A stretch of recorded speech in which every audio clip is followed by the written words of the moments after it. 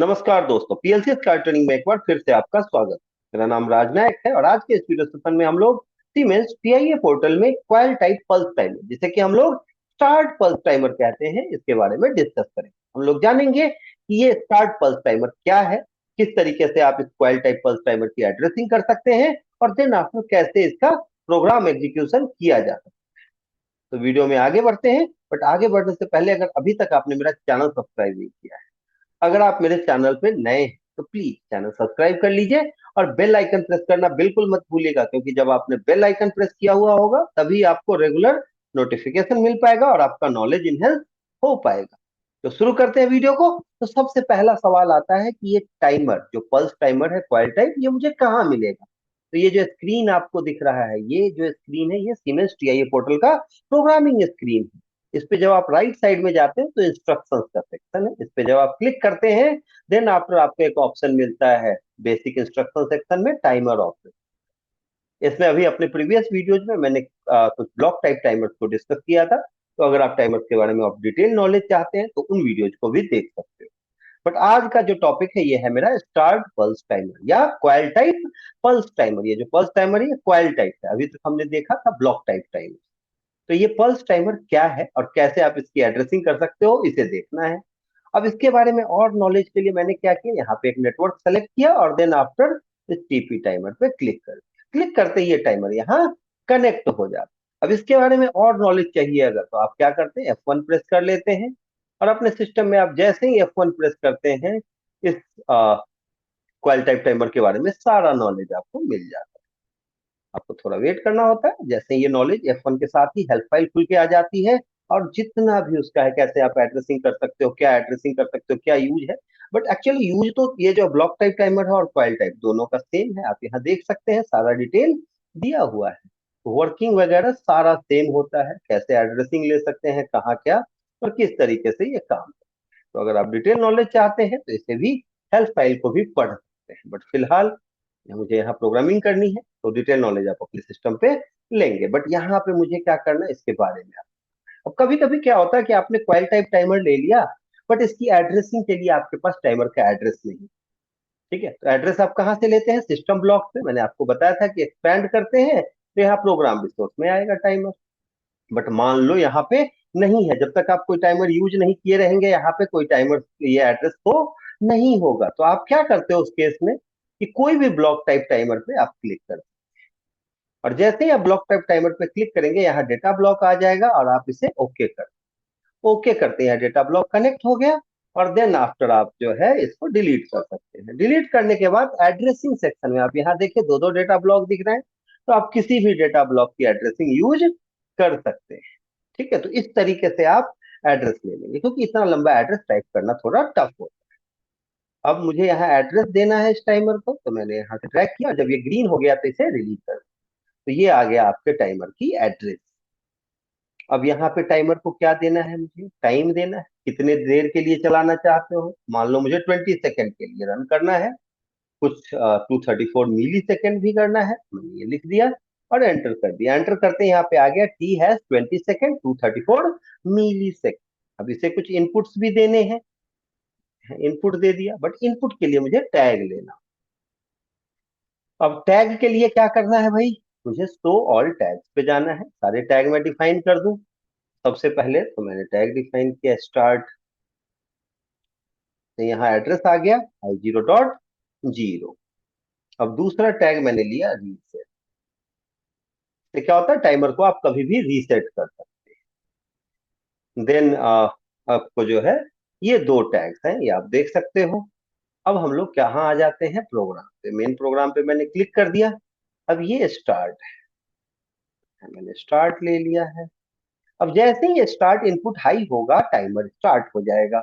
और इसका जो आउटपुट है वो मुझे देखना है कहाँ है। तो क्वाइल टाइप टाइमर में कोई आउटपुट का सेक्शन तो होता नहीं है, तो क्या करेंगे, किसी भी नॉर्मली ओपन कॉन्टेक्ट के साथ, नॉर्मली क्लोज कॉन्टेक्ट, कोई भी कॉन्टेक्ट के साथ आप क्या करते हो, इसके आउटपुट को कनेक्ट करते हैं। लेकिन कैसे कर सकते हैं, सबसे पहले तो आप टाइमर का एड्रेस यहाँ कॉपी करेंगे और कॉपी करने के बाद आप टाइप भी कर सकते हो, या अब जैसे ही डॉट लिखते हैं ऑप्शन आ जाता है कि IN या Q, आप Q पे क्लिक कर सकते हैं या टाइप कर सकते हैं Q। कनेक्ट करते हैं आप, यहाँ देखिए ये ब्लैक कलर का हो गया, मीन्स ओके। अब यहाँ आप जो भी आउटपुट कनेक्ट करेंगे, जैसे ही टाइमर स्टार्ट होगा ये आउटपुट यहाँ पे शो होने लगेगा। तो आउटपुट का तो मैंने टैग लिया नहीं है, ये टैग तो जो आप यूज करेंगे उसी का टैग आपको यहाँ यूज कर लेना है। तो यहाँ मैंने आउटपुट लिख दिया, और आउटपुट की एड्रेसिंग क्या होती है भाई, Q0.0। कोई भी एड्रेस आप ले सकते हैं जो आउटपुट का हो, क्यू से रिलेटेड। अब यहाँ पे मुझे आउटपुट चाहिए, आउटपुट लिख दिया है। और इस तरीके से जो है आपका ये टाइमर आप यूज कर सकते हो। इसमें साथ में कोई आउटपुट का जो है वो ब्लॉक में जैसे होता है आउटपुट लगाने के लिए अलग से पिन होते हैं, वो सब ऑप्शंस नहीं है आउटपुट साइड का, आपको किसी कॉन्टेक्ट के साथ यूज करना होता है। अब आपने कहा कि मुझे इस टाइमर को कभी भी रीसेट करना है, तो क्या करोगे आप, रीसेट के साथ इसे कनेक्ट करते हैं। लेकिन रीसेट करने के लिए आपको कहाँ जाना होता है, तो ब्लॉक की जगह ये क्वाइल टाइप टाइमर में आरटी सेक्शन है, रीसेट टाइमर। मैंने आपको पहले भी बताया इसके बारे में। इसका काम क्या है, ये रीसेट कर देता है किसी भी टाइमर को जब भी इससे रिलेटेड इनपुट आपका हाई होता है। मैंने इस पे क्लिक किया, क्लिक करते हैं ये रीसेट यहाँ कनेक्ट हो गया। अब जिस भी टाइमर का एड्रेस मैं यहाँ पे डालूंगा वो टाइमर मेरा यहाँ रीसेट हो जाएगा। मैं लेके आया, जब ये ग्रीन होता है तो मैं ड्रॉप करता हूँ, और यहाँ पे रिसेट के साथ टाइमर कनेक्ट हो गया। और इस तरीके से मैंने प्रोग्राम कंप्लीट कर लिया। मैंने टैग लेना सीख लिया, मैंने टाइमर की एड्रेसिंग लेनी सीख ली क्वाइल टाइप टाइमर की। अब मुझे प्रोग्राम की टेस्टिंग करनी है कि प्रोग्राम चेक करना है कि ओके है या नहीं। अब उसके लिए मुझे पीएलसी सिम ओपन करना होता है, बट वो यहाँ ऑलरेडी मैंने ओपन कर रखा है पहले से। तो अब मुझे सीधा प्रोग्राम को डाउनलोड कर, तो मैंने डाउनलोड टू कंट्रोलर पे क्लिक किया और देन लोड पे क्लिक कर दिया। फिर ऑनलाइन पे गए, और ऑनलाइन के जाने के बाद यहाँ जब ग्रीन हो जाए, ना हो एक बार में तो दोबारा भी आप क्लिक कर सकते हैं। ठीक है, जब यहाँ पे सारा ग्रीन आ जाए इस तरीके से डॉट डॉट, देन आफ्टर आप मॉनिटरिंग ऑन कर सकते हैं। अब आप देखें यहाँ डॉट डॉट लाइंस दिख रही हैं। अब मुझे यहाँ चेक करना है पीएलसी सिम में, अभी कोई भी टैग नहीं दिख रहा है, तो यहाँ मैं लोड प्रोजेक्ट टैग पे क्लिक करता हूँ। यहाँ टाइमर के ढेर सारे ऑप्शंस आने लगे, तो जिसकी जरूरत मुझे नहीं है, जिसे मैं मॉनिटर नहीं करना चाहता, उसको हटा सकता हूँ। अब यहाँ आप देखेंगे कि आपको अब मान लो ईटी देखने की इच्छा है, तो ईटी आप छोड़ सकते हैं, आईएन की जरूरत नहीं है। क्यू ऑलरेडी आपने ले रखा है, क्यू देखना नहीं चाहते, प्रीसेट ऑलरेडी आपको पता है, या अगर आप प्रीसेट भी देखना चाहते हो तो देख सकते हैं। तो ये टैग्स है। अब मैं जैसे ही इनपुट हाई करता हूँ, स्टार्ट पी को मैंने ऑन किया, आप देखें मेरा टाइमर स्टार्ट हो गया यहाँ पे, और जो मैंने प्रीसेट लिया है 20 सेकेंड वो यहाँ पे शो कर रहा है। तो आप देखेंगे जैसे ही ये वैल्यू 20, आउटपुट आपका हाई है। कब तक हाई रहेगा, जब तक कि ये दोनों वैल्यू इक्वल नहीं होते। जैसे ये इक्वल होंगे, इनपुट भले ही हाई है लेकिन आउटपुट आपका लो हो जाएगा। देखें यहाँ पे आउटपुट लो हो गया। अब अगर मैं दोबारा इसे चेक करता हूँ, जैसे ही मैंने इनपुट दिया देखिए आपका आउटपुट हाई है। अगर इस बीच में मैं सिग्नल ऑफ भी करता हूँ तब भी कोई फर्क नहीं पड़ रहा, ना टाइमर रुक रहा है ना आउटपुट लो हो रहा है, जब तक कि ये 20 सेकेंड पे रीच नहीं करेगा। तो यहाँ भी देख सकते हो कि किस तरीके से इनपुट लो है फिर भी यहाँ आउटपुट आपका हाई। ठीक, और जैसे 20 सेकेंड पे पहुंचा ये लो।